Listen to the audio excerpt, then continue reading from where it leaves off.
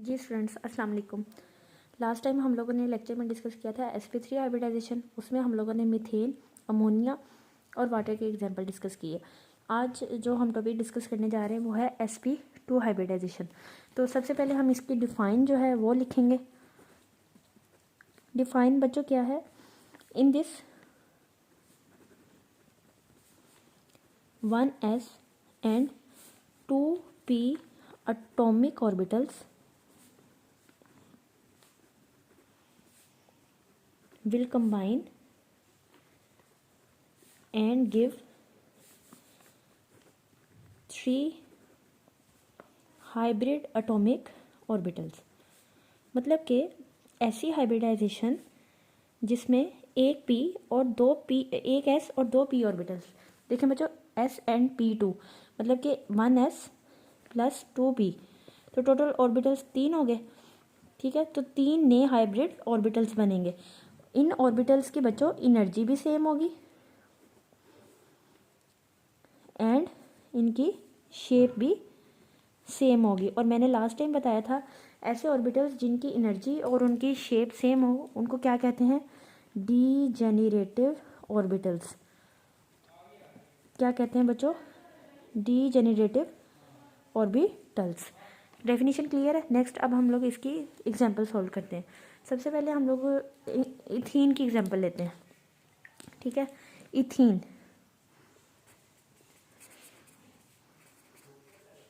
बच्चों इथीन का जो फॉर्मूला है वो कुछ ऐसे होता है। ठीक है, या अगर मैं दूसरी सेंस में लिखूं तो आप लिख सकते हैं C2H4। ठीक है, आप ऐसे भी इसका स्ट्रक्चर बना सकते हो और ऐसे इसका फॉर्मूला लिख सकते हो। तो यहाँ पे बच्चों देखें, सेंट्रल एटम हमारे पास क्या है? Carbon. Carbon is the central atom in this case. तो हाइब्रिडाइजेशन का रूल है कि सबसे पहले आप लोगों ने लिखनी होती है configuration of the central atom. तो बच्चों सेंट्रल एटम की कॉन्फ़िगरेशन लिखते हैं। Carbon atomic number 6, 1s2, 2s2, 2px, y and z। देखें 4 हो गए, 5 और 1 6। ये होगी बच्चों ग्राउंड स्टेट। ठीक है, दूसरा स्टेप हम लोग हाइब्रिडाइजेशन में डिस्कस करते हैं कि अगर एलिमेंट को ज़रूरत होगी तो वो क्या करता है? एक्साइटेशन का प्रोसेस करता है। देखें यहाँ पे जो pz ऑर्बिटल है यहाँ पे 0 इलेक्ट्रॉन्स है। ठीक है, और यहाँ पे 2 इलेक्ट्रॉन्स हैं। ठीक है, तो यहाँ से क्या होगा कि s ऑर्बिटल से एक इलेक्ट्रॉन यहाँ पे जंप करेगा, एक्साइटेशन का प्रोसेस होगा। तो जब एक्साइटेशन का प्रोसेस होगा तो रिजल्टिंग जो कॉन्फ़िगरेशन हमारे पास आएगी वो कुछ ऐसे होगी, 2py 2pz। देखें एक इलेक्ट्रॉन इसमें, एक इसमें, एक इसमें और एक इसमें। ये बच्चों कौन सी स्टेट है? ये एक्साइटेड स्टेट है। ठीक है, क्लियर है बात? देखें ग्राउंड स्टेट कंप्लीट होगी, एक्साइटेड स्टेट कंप्लीट होगी। अब हम लोग कौन सी स्टेट लिखेंगे? इसकी हाइब्रिडाइज स्टेट। और बच्चों हम लोग कौन सी हाइब्रिडाइजेशन पढ़ रहे हैं? sp2। मतलब कि हम लोग 3 हाइब्रिड ऑर्बिटल्स बनाएंगे। तो एक्साइटेड स्टेट जो इसकी है बच्चों हाइब्रिड स्टेट वो कुछ इस तरह आ जाएगी। बॉक्स बनाया, बॉक्स में आपने 3 ऑर्बिटल्स बना लेने। अब देखें sp2 में 1 2 3 ऑर्बिटल्स आएंगे, मतलब एक एक इलेक्ट्रॉन आ गया। sp2 sp2 and sp2। और ये जो 2pz है 1, ये क्या रहेगा? ये बच्चों अनहाइब्रिडाइज्ड रहेगा, अनहाइब्रिडाइज्ड। क्लियर है? अब बच्चों ये नेक्स्ट ओवरलैपिंग करेगा, it will do overlapping and will form pi bond. Otherwise ये हाइब्रिडाइजेशन का प्रोसेस नहीं कर रहा। बच्चों बहुत गौर से ये बात सुनिएगा, जोन सा ऑर्बिटल अनहाइब्रिडाइज्ड रह जाएगा वो हाइब्रिडाइजेशन में इन्वॉल्व नहीं होता, अलबत्ता वो ओवरलैपिंग में इन्वॉल्व होता है। और ओवरलैपिंग जब वो करता है तो कौन सा बॉन्ड बनाएगा? पाई बॉन्ड बनाएगा। MCQs के लिहाज से ये बात बच्चों बहुत इंपॉर्टेंट है। क्लियर है? आप देखो बच्चों हम लोगों ने पढ़ा है इथीन। इथीन में 2 कार्बन एटम्स होते हैं, मतलब एक कार्बन एटम की कॉन्फ़िगरेशन ये वाली होगी और एक कार्बन एटम दूसरा। ठीक है, मैं उसकी कॉन्फ़िगरेशन ड्रॉ नहीं कर रही, आप लोगों ने ये कंसीडर कर लेना है कि एट अ टाइम 2 जो हैं एटम्स अवेलेबल हैं। या कॉन्फ़िगरेशन के बाद हाइब्रिडाइजेशन में हम लोग बच्चों क्या ड्रॉ करते हैं, स्ट्रक्चर ड्रॉ करते हैं। ठीक है, तो अब हम इसके स्ट्रक्चर की तरफ चलते हैं। स्ट्रक्चर मतलब ये बॉन्डिंग या बॉन्ड फॉर्मेशन होती कैसे है। देखिए बच्चों, हम लोगों ने कहा कि 2 कार्बन एटम्स हैं, तो सबसे पहले आप कार्बन एटम्स बना लें, एक ये और एक ये। और आपको पता है यहाँ पे अगर आप देखें, हम लोगों ने बात की कि कार्बन टू कार्बन बॉन्ड है, तो बच्चों जो पहला बॉन्ड होता है वो हमेशा कौन सा होता है, सिग्मा बॉन्ड होता है। तो एक कार्बन ये हो गया और एक कार्बन ये, दोनों ने आपस में क्या बनाया हुआ है, बॉन्ड। एक इलेक्ट्रॉन एक कार्बन का, दूसरा दूसरे कार्बन का।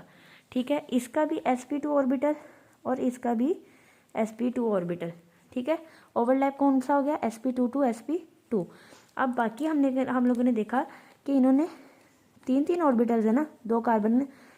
देखें 2 कार्बन है, अब एक इसका ऑर्बिटल, एक इसका और एक इसका, 1 2 3।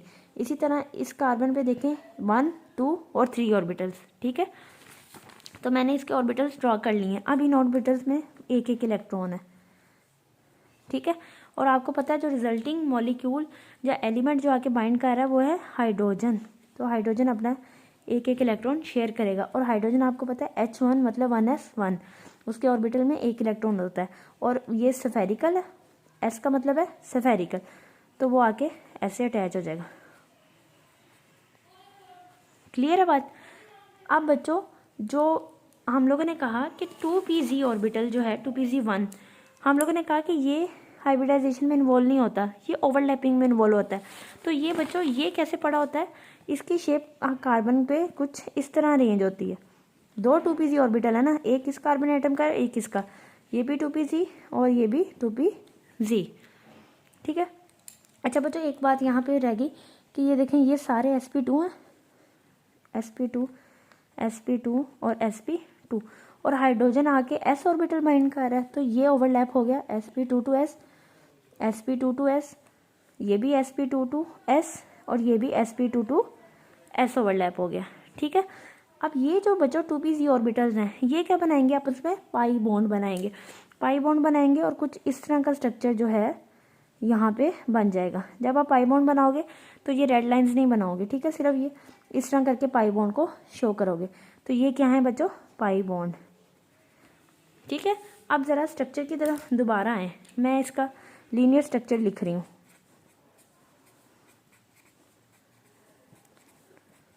बच्चों जब भी डबल या ट्रिपल बॉन्ड बनते हैं तो जो पहला बॉन्ड होता है, जैसे ये पहला बॉन्ड, ये हमेशा सिग्मा बॉन्ड होता है। बाकी आने वाले जितने भी बॉन्ड हैं वो कौन से होते हैं, पाई बॉन्ड होते हैं। क्लियर है बात। तो पहला बॉन्ड हो गया सिग्मा, बाकी इसके ऊपर वाला हो गया पाई। बाकी हाइड्रोजन के साथ भी कार्बन क्या बना रहा है, सिग्मा बॉन्ड बना रहा है।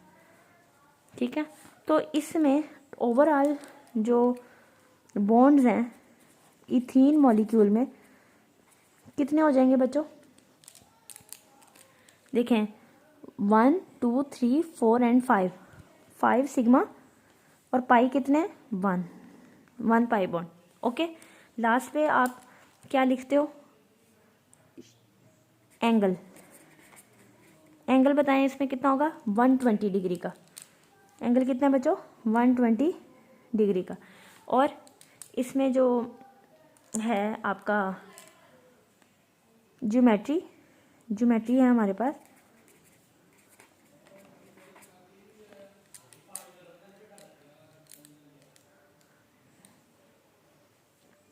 Trigonal planar. क्लियर है बच्चों, ज्योमेट्री है इसकी ट्राइगोनल प्लेनर, एंगल 120, बॉन्ड्स इसमें 5 सिग्मा एंड 1 पाई, और स्ट्रक्चर इसका कुछ इस तरह ड्रॉ होता है। ये हम लोगों ने हाइब्रिडाइजेशन में एक एग्जांपल पढ़ी है इथीन मॉलिक्यूल की। नेक्स्ट वीडियो में हम इंशाल्लाह सेकंड एग्जांपल डिस्कस करेंगे।